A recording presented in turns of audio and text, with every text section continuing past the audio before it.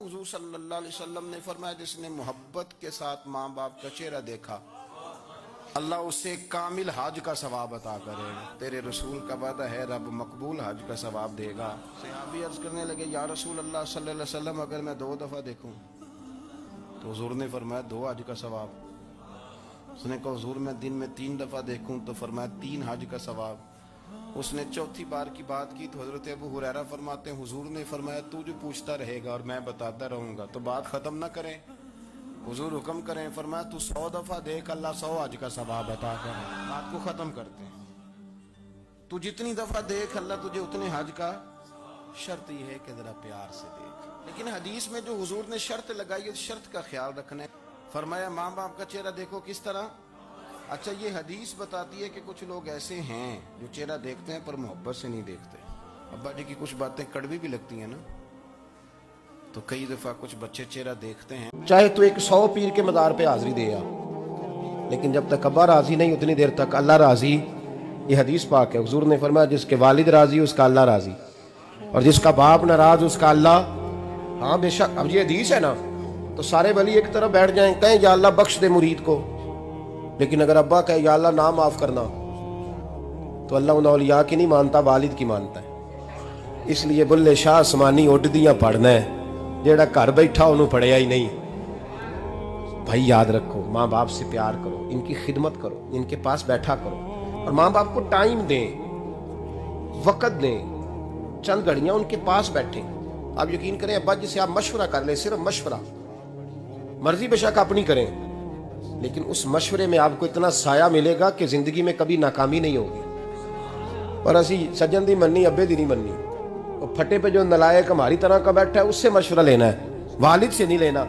باپ کے پاس بیٹھیں، اس سے مشورہ لیں، چاہے تو 100 پیر کے مزار پہ حاضری دے آ، لیکن جب تک ابا راضی نہیں اتنی دیر تک اللہ راضی۔ یہ حدیث پاک ہے، حضور نے فرمایا جس کے والد راضی اس کا اللہ راضی، اور جس کا باپ ناراض اس کا اللہ۔ ہاں بے شک، اب یہ حدیث ہے نا تو سارے ولی ایک طرف بیٹھ جائیں کہیں یا اللہ بخش دے مرید کو، لیکن اگر ابا کہے یا اللہ نہ معاف کرنا تو اللہ ان اولیاء کی نہیں مانتا، والد کی مانتا ہے۔ اس لیے بلے شاہ آسمانی اڈ دیاں پڑھنا ہے، جیڑا گھر بیٹھا انہوں پڑھیا ہی نہیں۔ بھائی یاد رکھو ماں باپ سے پیار کرو، ان کی خدمت کرو، ان کے پاس بیٹھا کرو، اور ماں باپ کو ٹائم دیں، وقت دیں، چند گھڑیاں ان کے پاس بیٹھیں۔ آپ یقین کریں ابا جی سے آپ مشورہ کر لیں، صرف مشورہ، مرضی بے شک اپنی کریں، لیکن اس مشورے میں آپ کو اتنا سایہ ملے گا کہ زندگی میں کبھی ناکامی نہیں ہوگی۔ اور اسی سجن دی مننی ابے دی نہیں مننی، اور پھٹے پہ جو نلائق ہماری طرح کا بیٹھا ہے اس سے مشورہ لینا ہے، والد سے نہیں لینا۔ باپ کے پاس بیٹھیں، اس سے مشورہ لیں۔ ماں باپ جو ہوتے ہیں نا، ٹھنڈی چھاؤں، میٹھی زندگی۔ ماں ان پڑھ بھی ہو نا تو کم از کم یونیورسٹی ہوتی ہے، اور باپ اگر بالکل انگوٹھا چھاپ بھی ہو نا، کسی کالج میں، مدرسے میں، ادارے میں نہ پڑھا ہو، تو بیٹے کے حق میں جن چیزوں کی ضرورت ہوتی ہے وہ ساری اللہ باپ کو عطا کر کے بھیجتا ہے۔ ماں باپ کو نا کچھ علم لدنی اللہ دیتا ہے کہ بچوں کے لیے کیسے آگے بڑھنا ہے۔ ماں باپ ایک حسن ہے معاشرے کا۔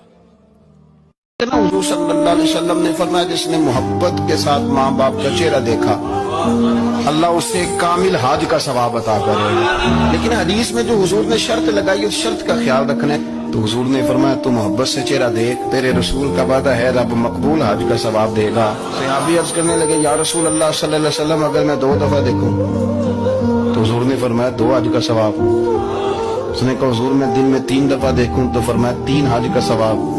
اس نے چوتھی بار کی بات کی تو حضرت ابو ہریرہ فرماتے ہیں حضور نے فرمایا تو جو پوچھتا رہے گا اور میں بتاتا رہوں گا تو بات ختم نہ کریں۔ حضور حکم کریں فرمایا تو 100 دفعہ دیکھ اللہ 100 حج کا ثواب عطا کرے۔